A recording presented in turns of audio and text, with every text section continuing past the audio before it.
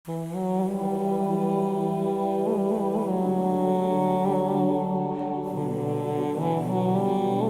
dhe vajza jote i marrin vlerat prej teje.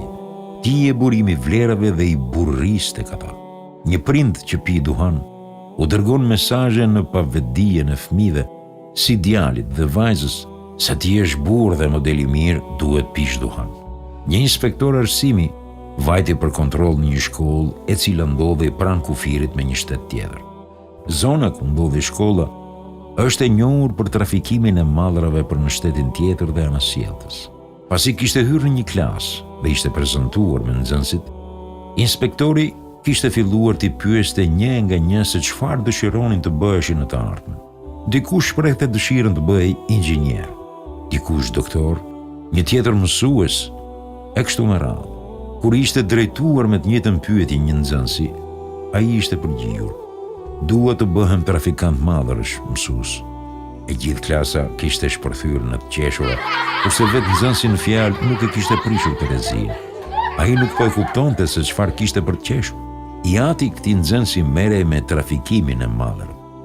Në varësitë e edukimit që du t'u japësh fëmijëve, do t'jetë edhe shpërblimi, por edhe ndëshkemi në botën tjetër. Para betejës së Bedrit, te profeti paqja qoftë mbi të, shkon Hudhejfe ibn Yemame.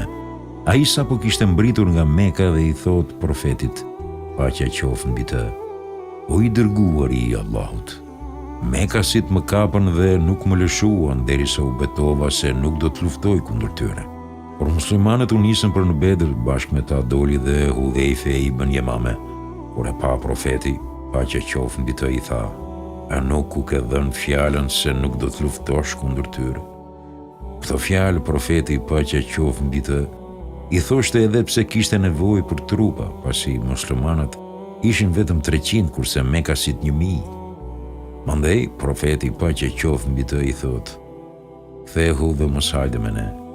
Mbaje fjalën e dhënë." Është e vërtet që nga ushtria muslimane u largua një luftëtar, por pjesa tjetër e ushtrisë mori një mësim në mbajtjen e besës, të cilën nuk e harruan kurrë. Prandaj themi që i dërguar i paqja qoftë mbi të ka qenë modeli më i mirë. Morali i tij ishte Kurani. Kur i kërkuan Aishës tua përshkruante moralet e profetit paqja qoftë mbi të, ajo u tha: "A e keni lexuar Kur'an?" Ai ishte Kur'an që este mes njerëzve.